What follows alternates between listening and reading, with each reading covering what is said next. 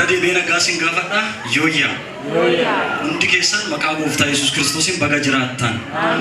Namummaa foonii cimsuuf of qopheessuun waan muraasaaf nama gargaara. Nama waaqayyoo ta'uudhaaf of qopheessuun garuu waan baay'eef nama gargaara. Jireenya ammaa fi isa dhufuufillee abdiin isuma keessa jira. Maqaan kiyya gammachuu Duubee Boneeyyaa jedhama.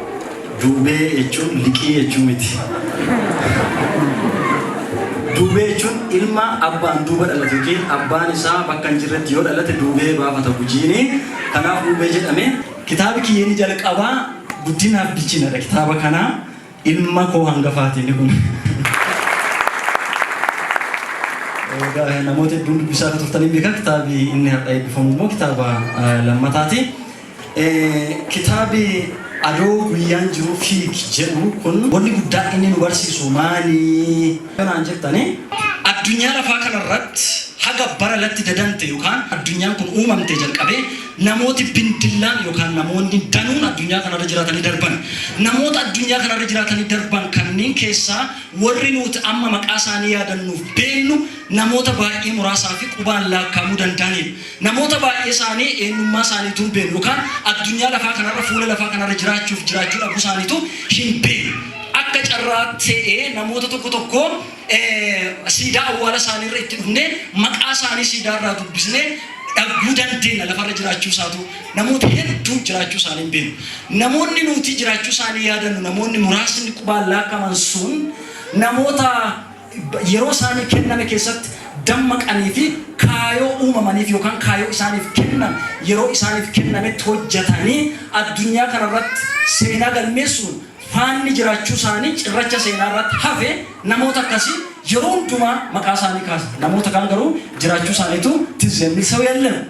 Namoonni tokko immoo jiraatanii seenaa hojjetan, seenaa isaa hojjetan immoo seenaa hamaa waan ta'eef addunyaa kanarratti waa hadhaa hojjetan waan ta'eef in yaadataman. Namoonni akkasii yoo yaadataman iyyuu seenaan kan isaan yaadatu hammina isaaniitiin waan ta'eef kan isaan ittiin yaadataman bakka maqaa isaanii kan hundumatti abaaramaa jiraatan.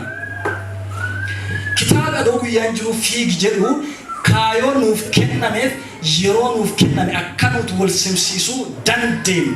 Kaayoo jiraannuuf yeroo barbaadamu keessatti applied gochuu akka dandeenyu raawwachuu yookiin muummessuu akka nuti dandeenyu qajeelfamoota jecha waaqaa guddaa nuuf kennu. Kitaaba humnaaf dammaqina jabaa namatti kennu akkas ta'uusaa dubbisa isaarraa argadheera guddootti fayyadameera.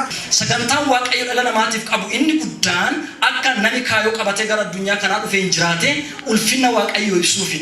Sagantaan sheexanaa inni guddaan immoo akka namni ganna malee yookaan umurii isaa keessatti cabee ijoollummaa isaatti akka namni du'u otoo hin taane sagantaan sheexanaa akka ati kaayoo malee jiraattee duutu barbaada.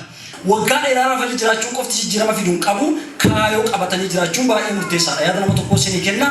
Jiruu namaa keessatti gaddi guddaan du'aa miti jedhu jireenya kaayoo qabneedha. Duuti hojii gaarii nuti qabnu ajjeesuu hin dandeettu. Addunyaa kanaaf hojiin gaarii nuti kenne dabarru ijjumaa hin du'u jedhu. Anis dhaamsa kana isinii dhaama. Inni kun yeroo siif kennametti hojjedhu ka jiru. Yeroo siif kennametti hojjedhu. Dhaamsi kiyyeenni buufataa sanyii hin nyaatin isa jedhu. Sanyiin qabeenya addunyaati. Waaqayyo addunyaa lafaa kanaaf sanyii kenna. Waaqayyo warra nyaatanuuf biddeena warra facaasaniif garuu sanyii kenna. Sanyii waaqayyo nuuf kenne immoo facaasuudhaaf amanamummaa haa qabaannu.